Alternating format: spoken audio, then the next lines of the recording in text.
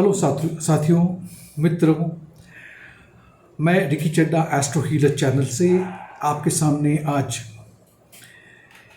एक ऐसा ग्रह जिसका संबंध हमारी आत्मा से है, हमारी इनकम से है, एडमिनिस्ट्रेटिव क्वालिटीज़ से है, इनका संबंध हमारी लीडरशिप से है। मैं बात कर रहा हूँ सूर्य देव की। सूर्य देव 15 जून को वृषभ राशि से मिथुन राशि में प्रवेश करेंगे। ये इस राशि में यानी कि मिथुन राशि में 16 जुलाई तक रहेंगे और जब तक इस राशि में ये रहेंगे इनका प्रभाव भिन्न भिन्न लग्न और भिन्न भिन्न राशियों पे क्या पड़ेगा, इसके बारे में विचार करते हैं। सबसे पहली राशि जो है वो है मेष राशि। सबसे पहली जो राशि लग्न जिसकी मैं बात करूंगा वो है मेष। मेष राशि वालों के लिए उनके पिता को लेकर के, हेल्थ को लेकर के थोड़े इशू हो सकते हैं और साथ में हो सकता है पिता के साथ में कुछ अनबन भी हो जाए। आपके छोटे भाई बहन या भाई बहन कह सकता हूं, उनकी हेल्थ को लेकर के भी कुछ इशू आ सकते हैं। अचानक से यकायक आपका रुझान, आपका इंटरेस्ट धार्मिक कार्यों में लग सकता है, क्योंकि तीसरे घर से सूर्य नवम स्थान को देख रहे हैं जो कि एक धार्मिक भाव है, तो आपका रुझान धार्मिक कार्यों में हो सकता है। हो सकता है कोई एक नया व्यक्ति आपके जीवन में आए, किसी नए व्यक्ति से आप टकराओ और ये आपके लिए काफ़ी अच्छा रहेगा, क्योंकि आने वाला जो व्यक्ति है वो आपके लिए अच्छा है। हाँ, लेकिन आप जहाँ पे काम करते हो, जो आपका कार्य क्षेत्र है, जहाँ पे आप नौकरी करते हो, वहाँ पे आपको ध्यान रखना होगा, थोड़ा सा सतर्क रहिएगा। कुछ लोग हैं जो आपके आसपास हैं, कुछ ऐसे दुश्मन हैं जो नेगेटिव हैं, नेगेटिविटी फैला रहे हैं और उनसे आपको सतर्क और सावधान रहना होगा। अगली जो राशि है वो है वृषभ राशि। वृषभ राशि वालों के लिए आपके जो चौथा भाव है उसके मालिक होकर के सूर्य आपके दूसरे भाव में बैठ रहे हैं। अभी चौथा भाव हमारे परिवार का है, लैंड का है, प्रॉपर्टी का है, और दूसरा घर जो है वो हमारी वाणी का भी है, धन भाव भी है और हमारा जो कुटुंब है उसका भी है। यहाँ पर एक संभावना दिखती है कि आपके कुटुंब में, फैमिली में थोड़ी मतभेद हो सकते हैं। फैमिली के जो मेंबर्स हैं उनमें आपस में कोई हो सकता है कहासुनी हो जाए, एक दूसरे को समझ ना पाओ।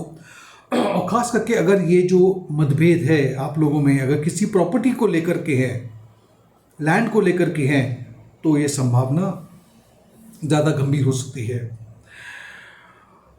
हाँ, ये कह सकता हूँ कि आपकी जो इनकम है, आपकी जो आमदनी है, उसमें बढ़ोतरी हो रही है। ये एक बहुत अच्छा समय है। अगर आप लैंड में या प्रॉपर्टी में निवेश करना चाहो, इन्वेस्टमेंट करना चाहो, तो समय काफ़ी अच्छा है। सेहत को लेकर के, हेल्थ को लेकर के अगर मैं इस गोचर को देखूं तो आपको थोड़ा सा सतर्क अपने हेल्थ के बारे में होना ज़रूरी है। और वहीं पर आपका जो जीवन साथी है उसकी हेल्थ को लेकर के भी थोड़ा सा ध्यान आपको रखना होगा। अब बात करते हैं मिथुन राशि की। मिथुन राशि वालों के लिए आपके तीसरे भाव के स्वामी होकर के सूर्य आप ही के घर में, आपके लग्न में प्रवेश करेंगे 15 जून को। ऐसी स्थिति में आपकी जो नेचर है, आपका जो स्वभाव है वो थोड़ा सा चिड़चिड़ा सा हो सकता है, एग्रेसिव हो सकता है, जल्दबाजी करोगे। और इसी वजह से, क्योंकि सूर्य लग्न से 7वें घर को दिखेगा, तो हो सकता है कि आपके जीवन साथी के साथ थोड़े मतभेद हो सकते हैं और मतभेद आपके प्यार के साथ भी हो सकते हैं। अगर आप रोमांटिक कोई रिलेशन में हो, वहाँ पर भी चांसेस हैं। और ये मतभेद क्यों होंगे? सूर्य जब भी लगन में बैठता है तो थोड़ा सा हम में अहंकार और अहम ले आता है, तो ये ईगो जो है वही कारण रहेगा ये मतभेदों का। सेहत को लेकर के भी छोटी मोटी परेशानियां आपको आ सकती है, खास करके सर में दर्द, बुखार का आना, सर्दी, खांसी, इस तरह की परेशानियां आपको झेलनी पड़ सकती है। अगली राशि जो है वो है कर्क राशि। कर्क राशि वालों के लिए सूर्य देव आपके दूसरे घर के मालिक होकर के अब ये 12वें घर में बैठ रहे हैं। ऐसी स्थिति में आपके जो दुश्मन हैं, जो शायद आपके साथ में आप पे अच्छी नज़र नहीं है उनकी, तो ऐसे लोग बहुत एक्टिव हो जाएंगे। लेकिन अच्छी बात यह है कि आप उनको पूरी तरह से मात दोगे, आपके सामने वो टिक नहीं पाएंगे, ये अच्छी बात है।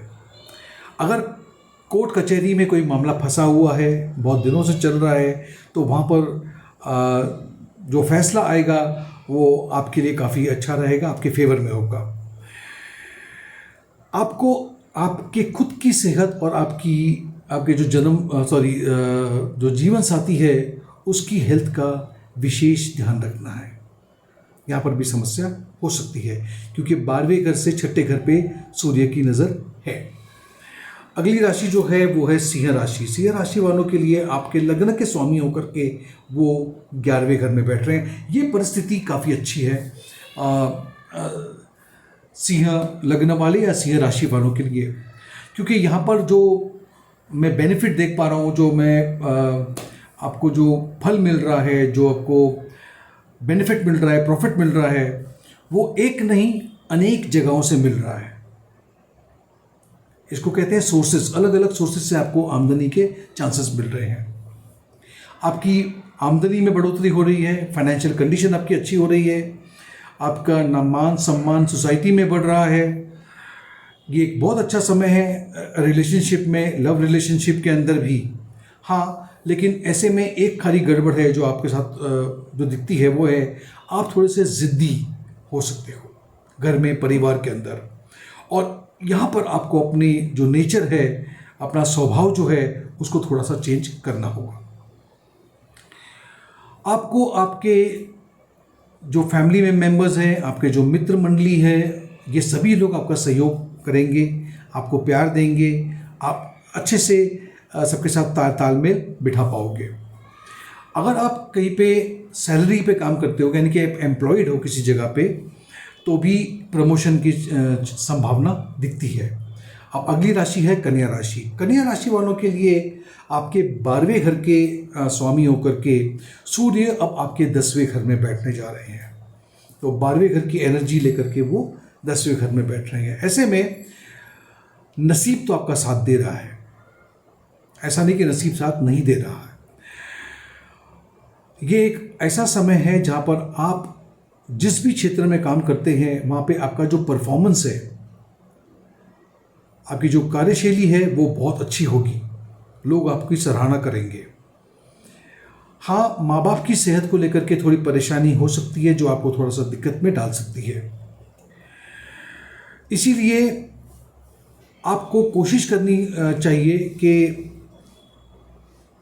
जितनी आप मेहनत कर सको और जितना आपको काम दिया गया है करने को, उस काम को समय रहते हुए कंप्लीट कर दो। और मैं जानता हूं कि जिस तरह की का ये गोचर बना है, इसमें आप हर एक काम अपना पूरा करोगे, लेकिन आपको अपना टाइम वेस्ट नहीं करना है, जल्दबाजी भी नहीं करनी है और टाइम वेस्ट भी नहीं करना है। ऐसे किसी काम में मत उलझ जाना जिसकी अभी आवश्यकता नहीं है, यानी कि आप टाइम को वेस्ट कर रहे हो उन चीज़ों में जिसकी आवश्यकता नहीं है, इसका ज़रूर ध्यान रखिएगा। अगली जो राशि है वो है तुला। अब तुला राशि वालों के लिए आपको समझना होगा कि आपके 11वें घर के, यानी कि लाभ स्थान के स्वामी होकर के सूर्य आपके भाग्य स्थान में बैठ रहे हैं। अभी लाभ अगर भाग्य में बैठ जाए, आप सोच सकते हो कि ये परिस्थिति कितनी अच्छी है। इनकम है, लक पूरा सपोर्ट कर रहा है, भाग्य साथ दे रहा है, और अगर पिता का भी साथ आपको मिल रहा है, आप लंबी यात्रा पे अगर जाना चाहो, खास करके काम को लेकर के जाना चाहो, उसमें फ़ायदा नज़र आता है, लंबी यात्राएं भी होंगी। आप धार्मिक कार्यों में थोड़ा सा फैमिली का सहयोग करोगे, इच्छा होगी आपकी धार्मिक कार्य करने की भी। हाँ, एक बात का खाली ख्याल रखना है कि यहाँ पे 9वें घर में बैठ कर के सूर्य अगर तीसरे घर को देख रहा है, तो छोटे भाई बहनों से किसी तरह की कहासुनी हो सकती है। यहाँ पे आपको थोड़ा सा ध्यान रखना होगा। और अगर आप गवर्नमेंट में काम करते हैं, गवर्नमेंट सेक्टर में काम करते हैं, तो वहाँ पर भी आपका समय काफ़ी अच्छा है। आपके जो हायर ऑफिशियल्स हैं वो आपको हो सकता है कि वो आपको रेकमेंड करे और प्रमोशंस भी मिल सकता है। अगली राशि है वृश्चिक। अब वृश्चिक राशि वालों के लिए 10वां घर जो है, जिसको हम कर्म स्थान कहते हैं, उनके मालिक होकर के सूर्य अष्टम बैठ गए हैं 8वें घर में। 8वें घर हमेशा परेशानियां लेके आता है और यहाँ पर हेल्थ को लेकर के इश्यूज बनते नज़र आते हैं। तो आपको बाहर का खाना, तीखा खाना या किसी भी जगह पे खाना खाना ये आपको थोड़ा सा अवॉइड करना पड़ेगा, कम से कम आने वाले 15 जून से लेके 16 जुलाई तक। फिर आप देखोगे कि आपको कुछ कुछ जगहों पे नुकसान झेलना पड़ सकता है। तो कोशिश करो कि कोई भी अगर आप ट्रांजैक्शन करते हो, कोई भी पैसों का लेन देन करते हो, तो ज़रा ध्यान रखिएगा, वरना नुकसान होने की संभावना बहुत है। किसी भी तरह की बहस, आर्ग्यूमेंट वगैरह आप में मत पड़िएगा, क्योंकि वो आपको ज़्यादा दिक्कत में डाल सकती है। जितना ज़्यादा मेहनत करोगे, जितना आप अपने लक्ष्य पे ध्यान दोगे, उतना ही आपको ज़्यादा कामयाबी मिलेगी। टाइम वेस्ट नहीं करना। बात सिर्फ 30 दिनों की है, 30 दिन निकल जाएंगे, पता भी नहीं पड़ेगा। अगली राशि जो है वो है धनु राशि। धनु राशि वालों के लिए आपके भाग्य 9वें स्थान के स्वामी होकर के 7वें घर में, जो कि आपकी धर्म पत्नी या पति का है, बिजनेस का है, बिजनेस पार्टनर का है, वहाँ पर सूर्य देव का आगमन होना, बैठना 15 जून को आपकी शादीशुदा जीवन में बहुत अच्छा है, बहुत अच्छा समय है। लाइफ पार्टनर के साथ में अच्छा समय बिताओगे और अगर आपकी शादी नहीं हुई है तो शादी होने के चांसेस हैं। और ये भी हो सकता है कि बाद में कहीं पर जाकर के एक और गोचर होने वाला है किसी ग्रह का, मैं उस पर वीडियो बनाऊंगा, वो थोड़ी बहुत परेशानियां शादीशुदा जीवन में लेके आ सकता है, लेकिन उसकी ज़्यादा चिंता मत कीजिएगा। आपको अपनी धर्मपत्नी का या पति का, स्पाउस का, उनकी सेहत का ख्याल रखना होगा। यहाँ पर थोड़ी दिक्कत आ सकती है। अगर आप बिजनेस करते हैं और पार्टनरशिप में करते हो तो आपको काफ़ी फ़ायदा होगा। आप अपने करियर में, अपने प्रोफेशन में बहुत तेज़ी से आगे बढ़ोगे। पूरी तरह से भाग्य आपको साथ दे रहा है। ये जो एक गोचर है सूर्य का, ये आपके लिए, मैं ये कह सकता हूँ कि अगर आप किसी से प्यार करते हैं और बहुत दिनों से आप सोच रहे हो कि उन्हें फैमिली से मिलाया जाए और शादी की बात आगे बढ़ाई जाए, तो ये आपके लिए बहुत अच्छा समय है। पूरी तरह से आप निश्चिंत हो जाइए और आगे बढ़िए, आपको कामयाबी मिलेगी। अगली राशि जो है वो है मकर राशि। मकर राशि वालों के लिए आपके अष्टम यानी 8वें घर के मालिक होकर के सूर्यदेव आपके 6ठे घर में बैठे हैं। दोनों ही घर जो है, दोनों ही भाव जो है, उसे दुस्ताना भाव ही कहते हैं हम। विपरीत योग भी बनता है इसमें, लेकिन दिक्कत ये है अब आपको बहुत परिश्रम करना पड़ेगा। आपको किसी भी काम में परिश्रम के बिना आपका काम नहीं होगा। आपको एनर्जी जुटानी होगी, सूर्यदेव देंगे भी आपको एनर्जी, और उस एनर्जी को पूरी तरह से आपको इस्तेमाल करके अपने काम को ख़त्म करना होगा। आपके जो कॉम्पिटिटर्स हैं, ओपोनेंट्स हैं, वो थोड़ी सी परेशानी आपके सामने प्रस्तुत कर सकते हैं। आपको उनसे ज़रा सतर्क रहना है। ये जो गोचर है ये आप में बहुत सारी ऊर्जा भर रहा है, लेकिन होता क्या है, हमारे में ऊर्जा तो है, लेकिन क्या हम उस ऊर्जा को अपने काम की तरफ खर्च कर रहे हैं या किसी और चीज़ में खर्च कर रहे हैं, इसका फैसला करना तो आपके हाथ में है। तो यहाँ पर जितने भी आपको काम आपके बाकी बचे हैं, इस एनर्जी को वहाँ डालिए आप। अगर आपने कोई लोन वगैरह लिया हुआ है, कोई कर्जा अगर आपके ऊपर है, तो ये बहुत अच्छा समय है, आपके कर्जे निपट सकते हैं। और अगर कोई कोर्ट कचहरी का मामला भी चल रहा है तो भी आपके फेवर में है, यानी उसका जो भी परिणाम आएगा वो आपको उसका फ़ायदा मिलेगा, उसमें आप विजेता घोषित होंगे। अब बात करते हैं कुंभ राशि की। कुंभ राशि वालों के लिए आपके 7वें घर के मालिक होकर के, यानी कि 7वें घर की एनर्जी लेकर के सूर्य 3रे घर में सूर्य 5वें घर में जाकर के बैठ रहे हैं। सॉरी, तो 7वें घर की एनर्जी लेकर के 5वें घर में बैठना, ऐसे में मैं देख पा रहा हूँ कि कुंभ राशि वाले जो हैं, अगर आप शादीशुदा हो तो आपको थोड़ी बहुत अड़चनें आ सकती है, आपस में नहीं, पति पत्नियों की बात नहीं कर रहा हूँ, आपके बच्चों को लेकर के आप थोड़े परेशान रह सकते हैं। हो सकता है उनकी पढ़ाई को लेकर के, किसी और बात को लेकर के कोई चिंता बन सकती है, सेहत भी हो सकती है। अगर आप रिलेशनशिप में हो, यानी कि रोमांटिक रिलेशनशिप में हो, किसी से प्यार करते हो, तो वहाँ पर भी थोड़े बहुत मतभेद हो सकते हैं। सूर्य का 5वें घर में बैठने का कारण यही हो सकता है। आप अगर शादीशुदा हो तब मैं आपको इतना कह सकता हूँ कि हो सकता है कि आप अपनी तरफ से अपने जीवन साथी को कुछ फ़ायदा पहुँचाओ। हेल्थ को लेकर के, अपने जीवन साथी की हेल्थ को लेकर के कुछ परेशानियां जो पहले से चलती आ रही हैं वो अभी भी थोड़ा सा परेशान कर सकती है, और अगर पहले से नहीं है तो अब कोई परेशानी आपको हो सकती है। मैं आपसे गुजारिश करूंगा कि आपको अपने जीवन साथी की हेल्थ का बहुत ख्याल रखना होगा। जैसा गोचर बना हुआ है मैं आपको ये सुझाव देना चाहूँगा। अब बात करते हैं सबसे आखिरी राशि जो है वो है मीन राशि। मीन राशि वालों के लिए आपके जो छठा जो घर है उनके मालिक होकर के यहाँ पर सूर्य बैठ रहे हैं आपके 4थे घर में। अब देखिए, छठा घर जो है आपको पता है दुस्ताना घर है, ये एक अच्छा भाव नहीं माना जाता। उसकी एनर्जी लेकर के अगर सूर्य 4थे घर में चले जाएं, और वैसे भी सूर्य को पापी ग्रह माना गया है, ऐसे में फैमिली में डिस्प्यूट यानी कि अनबन, झगड़े होने की संभावना बनती है।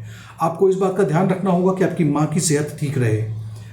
खास करके अगर माँ को पहले से कुछ परेशानी है हेल्थ को लेकर के तो ये परेशानी बढ़ सकती है। अब 4थे घर में रहते हुए सूर्य 10वें घर को भी देखेंगे, यानी कि जो आपका कार्य क्षेत्र है, आपका जो ऑफिस है, आपका जो जहाँ पे आप काम करते हो, वहाँ पे परेशानी आ सकती है। वहाँ पे कुछ परेशानी, लोग परेशान कर सकते हैं आपको।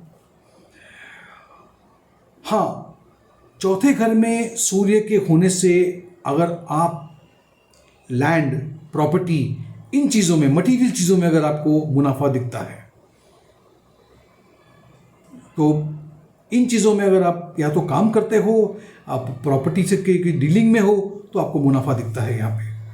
अगर आप नौकरी पेशा हो, सैलरी पे काम करते हो और जॉब चेंज करने की सोच रहे हो, तो आपके लिए एक अच्छी जॉब आ सकती है। लेकिन मेरी गुजारिश ये है कि जैसे मैंने अपने एक वीडियो में आपको अभी बताया था कि शनिदेव 5 जून को अब वक्री हो चुके हैं और वो 23 अक्टूबर तक वक्री रहेंगे। मेरा अपना अनुभव है कि जब शनिदेव वक्री होते हैं तब कोई नया जॉब नहीं लेना चाहिए। वो परमानेंट नहीं होता, वो जॉब आगे जा कर के छूटने की संभावना बनी रहती है। अब